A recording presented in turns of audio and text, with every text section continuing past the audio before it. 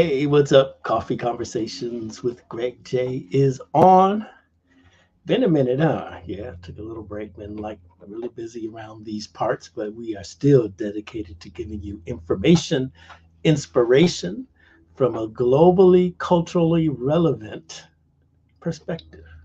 Coffee Conversations with Greg J. Today, we're all about that arts and culture, especially from our communities. And man, I've been getting these notices in my email. Hopefully, you have been too, about the Sisters Doing It For Themselves Film Festival.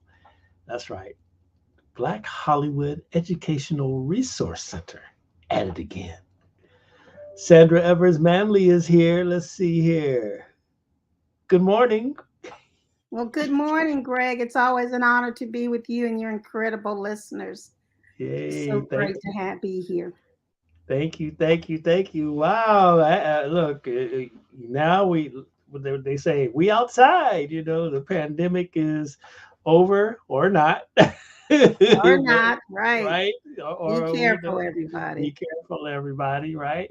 So, but we're out here, we're adjusting, and we're beginning to get together face to face. And I know that as we have gone through these last couple of years, I always like to say that we've been we are in a cultural revolution whereby we're really now focused even the more on telling our own stories. And I know this has been a mission that the Black Hollywood Educational Resource Center has been about for years and years and years. And I know we're going to talk about the Sisters Doing It For Themselves Film Festival, but I'd love to get your perspective now as an arts and culture executive, a Hall of Fame arts and culture advocate, executive, pioneer.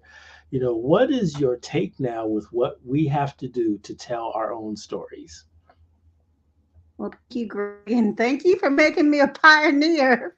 I feel honored and a Hall of Famer. Whoo, I got to tell my family about it. But let me just say, I think art, I think culture right now is so critical, especially when we Mhm. look at our history being attacked, especially when we look at individuals who I call the book banners, who want to ban our books, who really want to cut our history off at the roots. We've got to be about telling our stories. We've got to be about sharing our stories. We cannot let this injustice that we see in places like Virginia and Florida um, ex- just have this front row seat and be able to take our history away from us.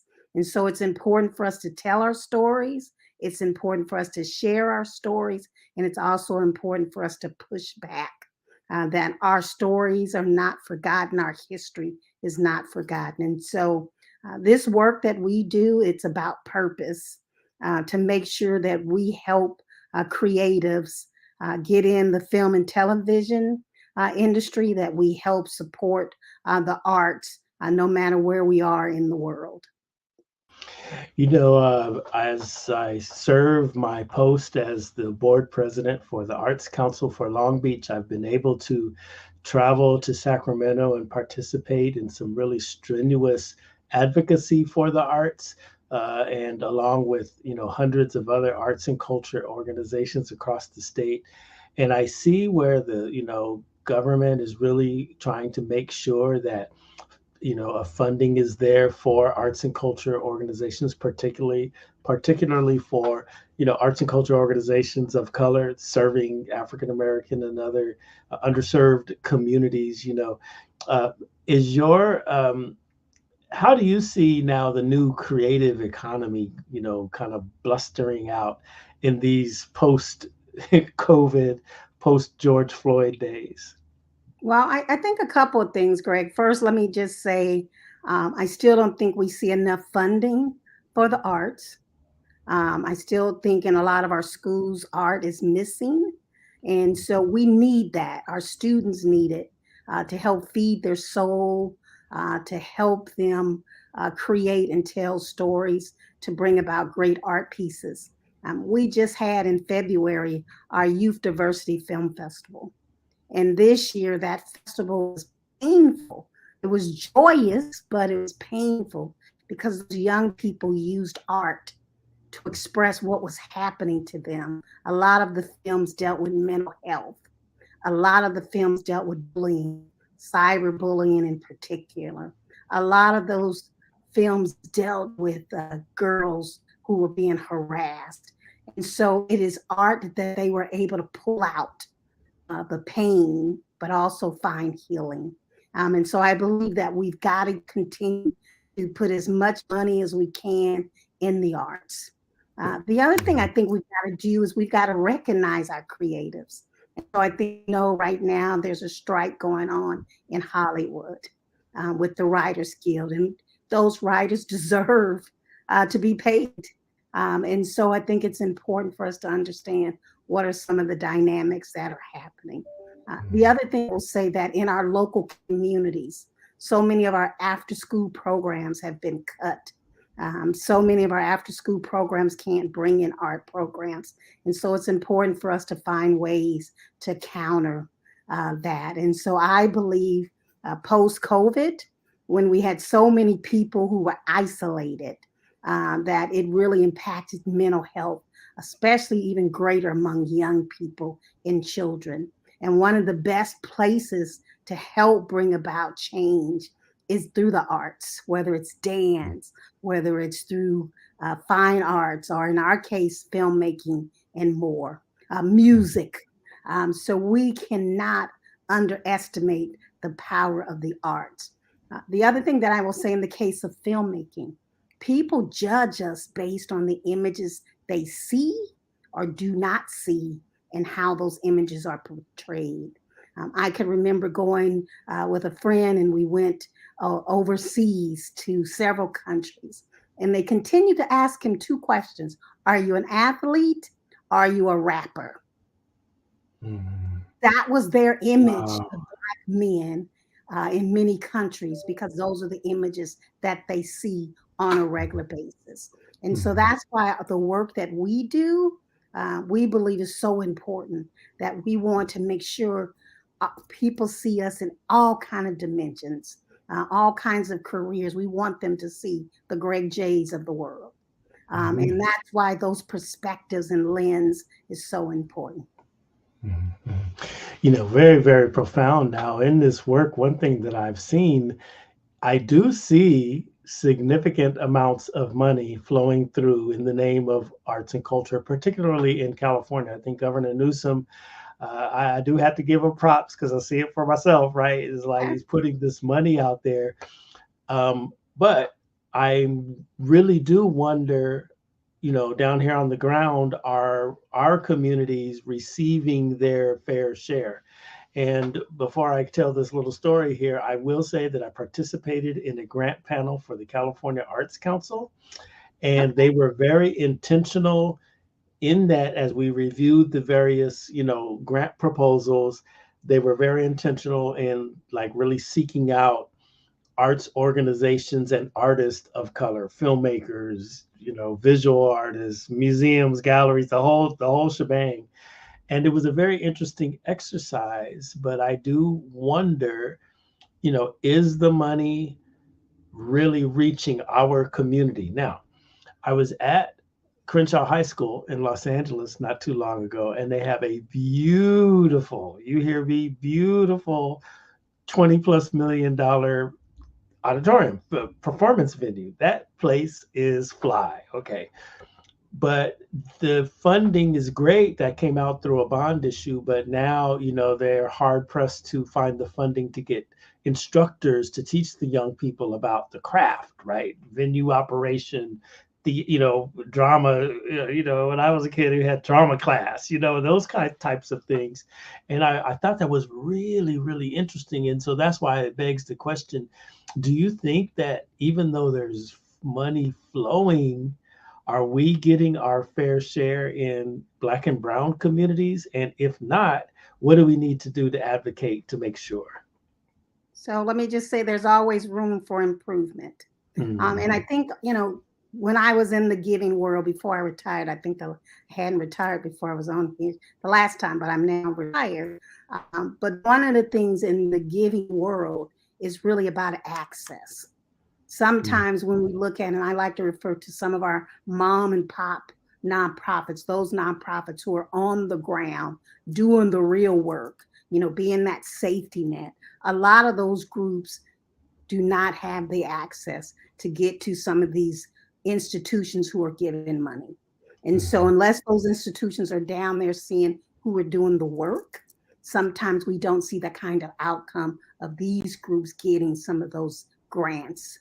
And so, I think we've got to be about the business to go to these nonprofits, go to these institutions. I want to talk about Crenshaw.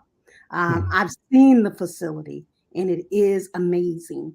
Um, One of the things I think we've got to do, if you look at, unfortunately, the current student population at Crenshaw, it is at an all-time low. And so Mhm. one of the things we've got to do as a community is to make sure that that facility is serving the Black and Brown community, and that it's not just sitting still. There are groups out there. There's everything from the Amazing Grace Conservatory that are out there doing work, and there's others that are out there doing work that they can do programs there in a heartbeat. BHERC, right now, we're looking for a facility to do a summer youth film camp. And we've been going to building. I've actually went over to Crenshaw, still waiting for a phone call back. But we're there, willing, ready to go. We've got animators, we've got individuals in sound, editing, who are willing to give up their time and trying to get into some of these facilities. It's been very hard. You know, I will speak for Amazing Grace Conservatory because I'm actually beginning to link alongside Wendy Raquel Robinson. The next, Phenomenal. yes, the next production is The Wiz, and we will be at the Crenshaw High School Performing Arts Center. Ah, yay! Yeah, Then that yeah, brings music to my heart, because I yes. think when you look at the work that Wendy does, when you look at the work, the Debbie Allen Dance Academy, these groups, Fernando Pullman, what they're doing for the arts is they're beating soul, hope, and lifting up our community. So that's great. I can't say enough about Amazing Grace and the other organization. Truly, Mhm. Wendy is what, and Debbie and Fernando, those individuals are heroes and sheroes and godsend to thousands of young people in the arts. Thousands, yeah, that's real talk right there. Yeah. Really, really good. And man, that's the enrollment is low there. I know I had heard that, and I actually always also heard. I even thought they were short on their football team, but I heard they went to the playoffs and everything. So they had enough people to go high in the ranks. But they have a legacy of sports and entertainment. I know, the legendary Iris Stevenson was from Crenshaw. Oh my gosh, yes. So I can that's remember when we had one of our first sisters, the choir came and sung for us. nice. Yeah, Yes. yeah, yeah. All right. Well, let's talk about sisters doing it for themselves. This is the film festival I have attended in the past before, and excited to try and attend this time. But as we now are celebrating, womanhood, the sisterhood, as I call it, we're celebrating the sisterhood, especially in these days and time. How important is a festival like yours to grooming and attracting and inspiring, that's the word I want to use, young women, especially women of color, towards the filmmaking profession? Just think about Greg 30 years ago. When we started this festival, it started out of a program I was doing called Doing It the Independent Way. And it was when I was taking short films to the different studios once a quarter. And at that time, one of the participants was a gentleman named Ralph Scott, and he came on to become our festival director. And we were talking one day. He said, Sandra, I'm starting to see a trend, an increased number of Black women directors.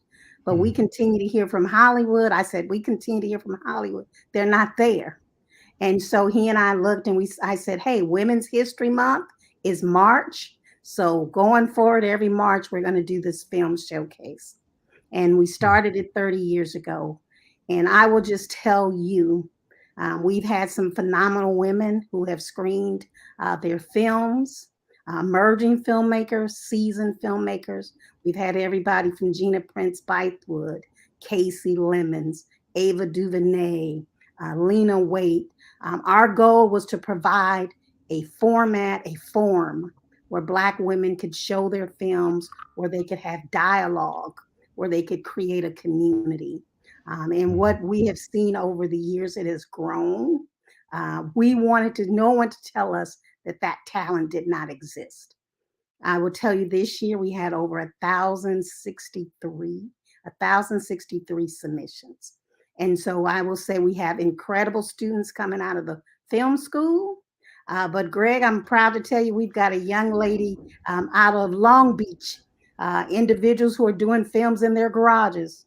And Nice. so for us, we're letting individuals know that Black excellence, Black women directors are thriving and they're surviving, but they're also creating forums to have safe dialogues about what it's like to be in an industry that often has left us out and behind. And so we're excited. The storytelling, everything from sci-fi, drama, comedy, unbelievable stories that will make you proud. Some of them will make you think, and some of them will do like me. Our festival director, John Forbes. Sometimes I'll just go, that was an interesting film. But I will just tell you, I am so proud of our 2023 cohort. This year, from May 19th through May 21st at the Directors Guild of America, we will screen 23 films over the weekend. Our opening night, we will screen 5 films. But we're also going to screen, let me tell you this, Greg, we have been around, and we're going to screen a film by a woman named Eloise Guess that was done in 1933. And it's a silent, wow. It's a silent film. We're going to show a clip of it, and then on Sunday, we will show that entire film. But we've been around. Black women directors have been around. We're also going to What's show. the date again? Pardon me? What's the date again? It's next Friday, May 19th at May the 19th. Directors Guild. Yeah. And that's our opening celebration. We will be showing films. We're also going to show a film called Tuesday Morning Ride. And it's done by Diane, a woman named Diane Houston.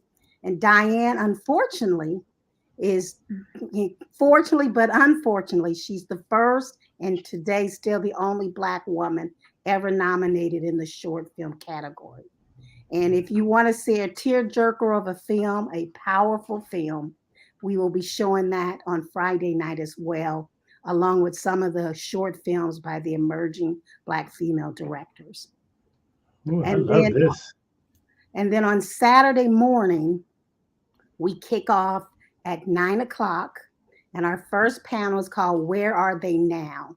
And we're going to showcase 2 short films, one called Soleil, and it is an animated piece by the Gibbs sisters. They're 2 twins, Shawnee and Chanel, and they're incredible animators. And this is an incredible teaching film, and we'll be showing that. The other film we'll be showing is by a young woman named Nicole Thompson. Nicole is actually one of our scholarship recipients as well. And we will be showing her film called Blackbird. And it's about a young woman who always wanted to be a pilot. I'm not going to tell the story, but again, incredible.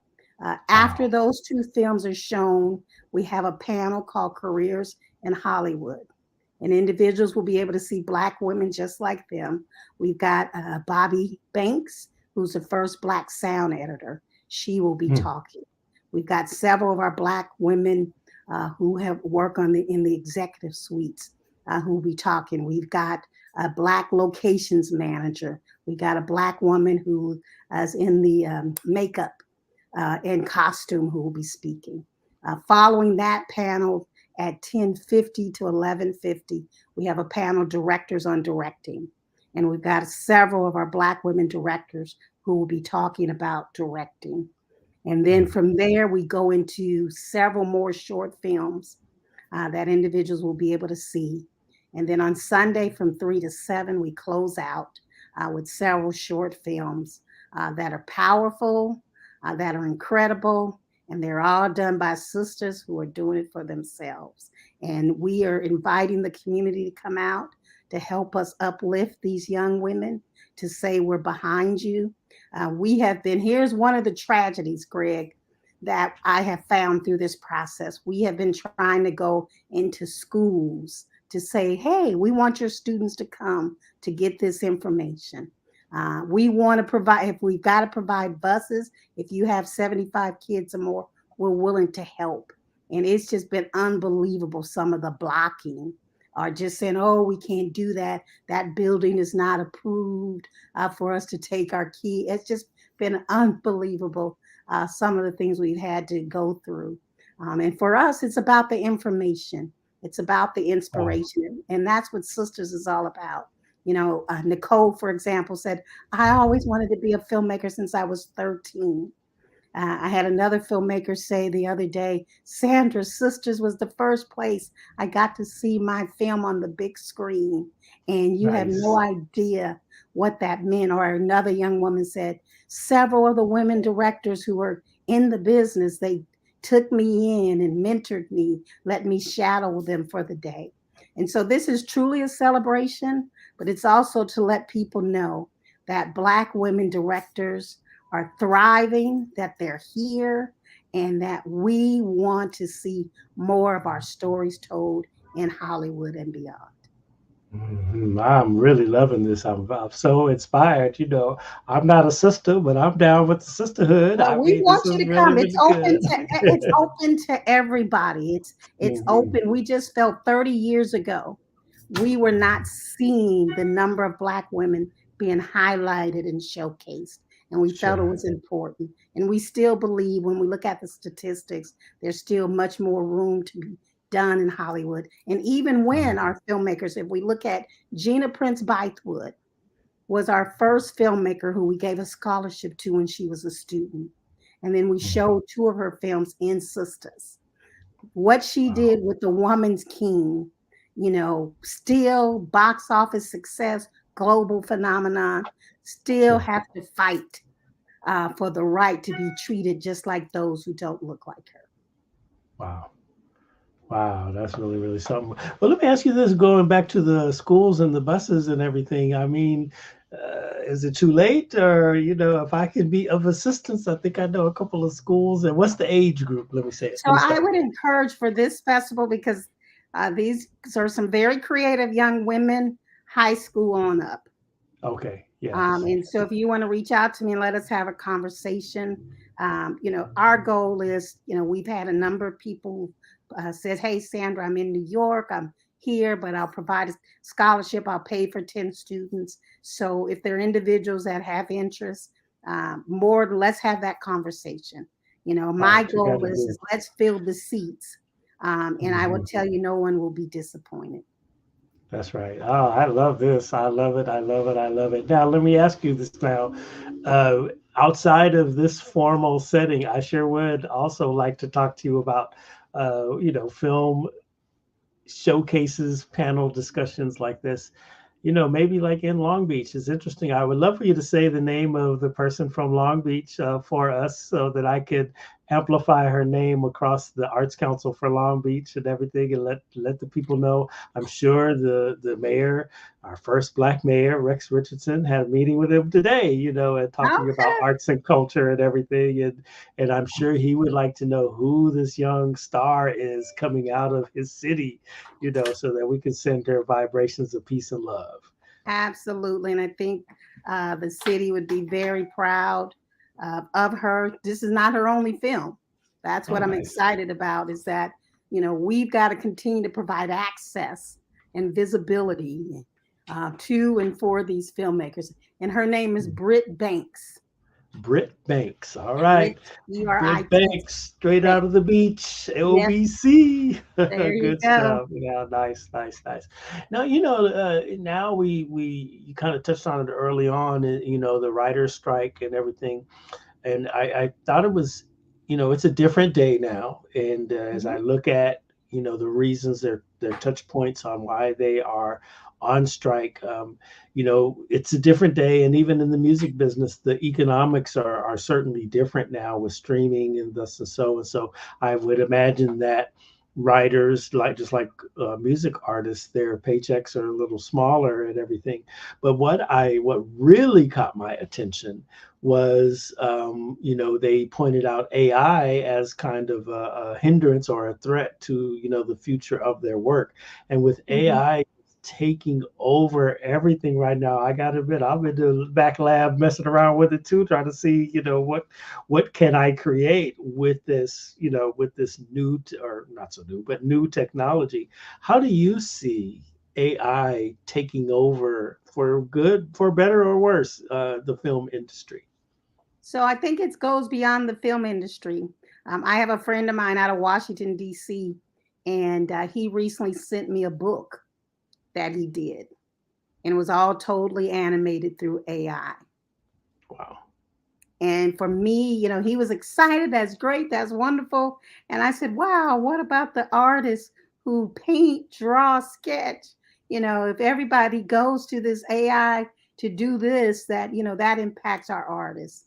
So Mhm. I think it's important for us. I mean, I'm a big supporter and proponent for technology, but I think we also got to understand it. And we Mhm. got to look at how it's being used and what is it doing, how does it impact us. And so I just think there's more to learn, more to understand, and we've just got to be prepared. I also Mhm. think we've got, as people of color, as Black people, other people of color, we've got to understand the impact on AI too. Mhm. Because when I looked at some of the images in his book, and who they were supposed to have been portraying, I was like, who is that? They didn't get it right. Yeah, no, That's they what I'm. did not get it right, and that's my Yes. concern. We've got to make sure they get it right. And You oftentimes, know, when it comes to Black people and other people of color, sometimes they don't get it right, and that's why we see that's them so mistreated. funny, Sandra, because I was looking at the one news report, and the police were having these robot dogs they were testing out, and they were controlled by AI, how to neutralize a suspect with these little robot dogs. And they found that the recognition, when it got to like trying to identify a black person, it just goes haywire. So even in the minutia of designing technology, what that it really is, here we are, still marginalized. Yes, So we have to, yeah, that's why we got to tell our own stories, even in the AI space. even in the AI space. And Greg, we have so many stories to tell. Hmm. There's so many of our stories that have been left out and forgotten. We've had so many individuals like the Julie Dashes of the world who did Daughters of the Dust, who have done all kinds of stories. We've had stories. There's a story that's going to be coming out by Tyler Perry called The 6888, and it's Hmm. about the first Black all-female World War II unit. Hmm. Individuals have been trying to get that story done for many years. And Hollywood said, oh, that didn't exist because they never put it in our history books. And Hmm. so we got to tell our stories, and everybody's a storyteller. Hmm. Everybody, you've got grandparents, and I encourage everybody, since becoming a member of the Academy, I've fallen in love with documentary filmmaking. And I Hmm. encourage everyone to document if their mom, dad, grandparents, great grandparents, get those stories. You can't beat them. I went to Mississippi, and I'll be heading there. The 8th through the 12th will be commemorating the 60th anniversary of when my cousin Medgar Evers was killed. But we went for our family reunion a few years ago, and my oldest brother, we went to the house where they grew up, and he Hmm. put his hand on the mailbox and he said, I remember when Mama used to go to work, we had to go under that house until her best friend would come and pick us up, and she taught us these survival skills. And I told my nephew, my brother's son, I said, Rob, you need to get that on tape. Hmm. Hmm. Wow. I said, we may not sell it to the world, but you need to tell it to all your nieces and nephews. Yes. These are our stories. So I encourage families to tell their stories. I've started this program called Legacy, and it's really going out interviewing individuals. I interviewed a gentleman out of Pittsburgh, Pennsylvania, a town outside of Pittsburgh, Pennsylvania, and he started his own garbage company, and it's been around for over 40 years. And you know why he started it, Greg? Because the Hmm. white garbage companies would not pick up black people's trash. Wow. What town And is that? I Washington? can't think of the town right now. I'll send it to you. But when his daughter told me that, I said, "But your dad let me get him on tape," and Ah, he said yes. And nice. um, we've got stories to tell, and Mm, in these stories they're learning, they're teaching moments. mhm, And so right now I am really on a mission that we've got to tell our stories. We've got to make sure our history is not forgotten. mhm, We're in a fight. mhm. Yeah, We are I in a agree. huge fight. When anybody says, "I don't want my child to read a book about Rosa Parks or Ruby Bridges," are you for real right now, people? Right, right, right. I agree 100%. Let me ask you, okay, a lot of people who may be filmmakers or who may even have the idea for, especially in the documentary world, are very much interested in this space right here. I got a couple of them. Hmm. Um, People seem to be looking for the financial home run in order to find the resources to get their documentary done. But oftentimes the story can't wait. It just needs to be told. It needs to be, Right. what's the best way for an independent, you know, documentary filmmaker to begin? Like, what's the first step? Well, I think first writing down the story they want to tell. Hmm. What's it about? And then what I will tell you, so you and I have talked about collaborating. I would be more than willing to put together something for the city of Long Beach on Nice. introduction to documentary filmmaking. I got you. I got you. We're going. Okay, so the invitation is there. All right. And the other thing we can do is also show some documentaries. Okay. We've got a couple of documentaries that we help to fund. Right now, we have one that it's done by a young man named Mobilaji, and it's on Amazon. It's called Ferguson Rises, and it's Mm-hmm. about the killing and life, the aftermath after Mike Brown was killed in Ferguson, Missouri. Wow. But we've helped several young people with their documentaries. And before I left Northrop Grumman, one of the things I wanted to do was to promote STEM education, science, Mhm. technology, engineering, and math. And so we worked with a filmmaker to do a documentary on the James Webb Space Telescope, which Northrop built out in Redondo Beach, California. And Nice. so we wanted to excite young people. And so I'm pleased to say I truly believe in the power of documentaries and storytelling. Mhm, mhm. Yeah, yeah. So we'll get right on into that. There's this discussion about STEM, and then Mhm. there's an advocacy group that says we need to insert arts into there, so it's STEAM. Absolutely. Yes. Okay. All right. Yeah. That So answers the question. yeah, I've had a discussion. Our dear friend um, Quincy Jones, one time he and I were having a conversation about Mhm, that right brain, left brain. mhm. Right. And so there's that one brain part of it is those numbers and everything. But then there's that other side of the brain that's about the arts. So definitely Nice. believe in STEAM, no Mhm. question. And you've No got so question. many artists like Herbie Hancock, for example. He was an engineer. You have Joshua Redmond, the incredible saxophonist. He was going to be a doctor. Wow. So definitely connected. I supported before leaving Northrop Grumman, the Herbie Hancock Institute of Jazz, and they Nice. did a program called Math and Music in the Classroom. Mhm. So it's real. Again, the arts play such a valuable role.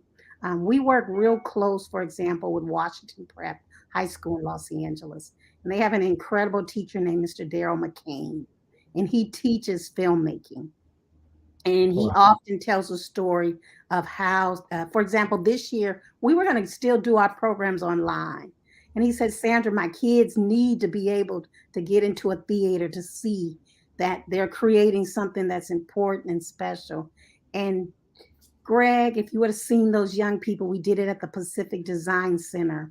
Nice. You would think we gave those kids $1 million, how they interacted and celebrated their films. We gave them all medals and different things like that. And so we've got a host of programs.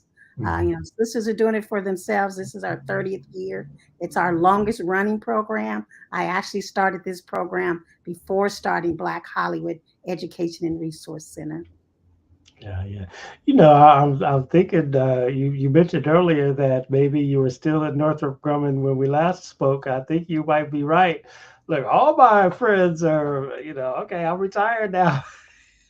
He's really I'll something call else. retirement my new best friend. It allows me to do this work. Sure, that's And right. for me, this work is so important.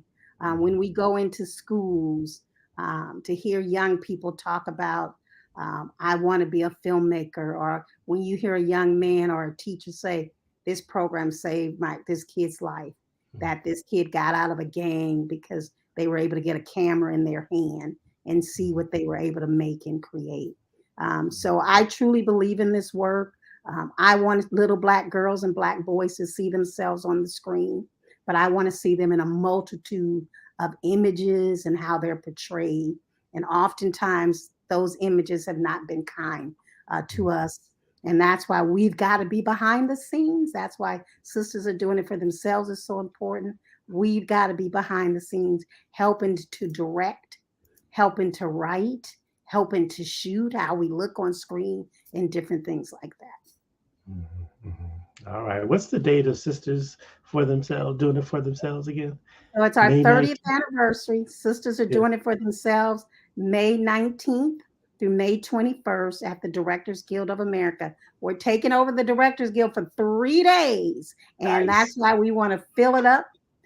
We want people to come out. We're willing to work with you. We believe we want individuals to see our sisters have the support of our communities.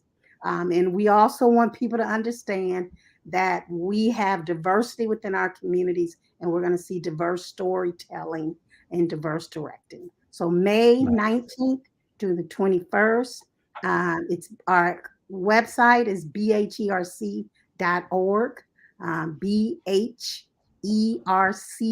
bherc.org, bherc.org. All right, I'm gonna put that here. Bear with me, all. We'll put that right in the chat right now, so we can have it. And then, of course, we're gonna put up all the information right on Beach City Radio, beachcityradio.com. You said .org. Okay, and all of across our social media platforms, and probably put it on our email database, everything. Just wanted to make sure that you are familiar and ready to go with the Sisters Are Doing It For Themselves Film Festival. Wow.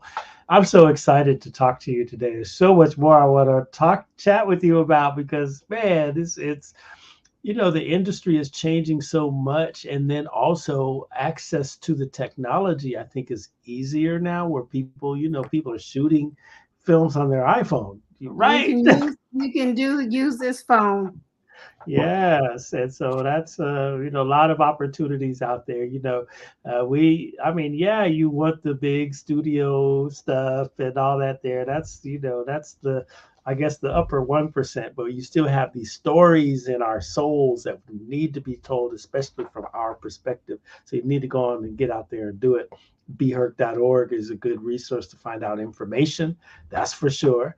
And yeah, that's it. Any last words you want to say, Sandra Evers-Manley? So good to see you today. Good to see you, Greg. It's always great to see you. Thank you for being an amazing anchor in our community and connector. Thank you for lifting us up and bringing our communities together. One of the things I would just say right now for me, when I hear about a 12-year-old boy being shot and killed, when I think about what's going on in our communities, we've got to come together. And so, anytime we can talk about the importance of the arts, anytime we can talk about the importance of coming together, connecting, and celebrating, it's needed. And so, I am just hopeful that We've got to do more so that our communities can be safe. And I think art is one of those things we can do and we need now more than ever. So I'm honored to be with you. Thank you to your audience. Let's celebrate us, but also there's much work still yet to be done. Thank you so very much. Thank you, Sandra Evers-Manley. Thank you. Yes, yes, yes. You know, you can continue this dialogue watching us on our Facebook page, Coffee Conversations with Greg J, beachcityradio.com, YouTube. You know, just look out there, Coffee Conversations with Greg J. We're also repurposing the audio for our podcast network wherever you get your favorite podcasts. Just type in Coffee Conversations with Greg J. Always remember, love one another. Love one another. Love one another. Peace and blessings.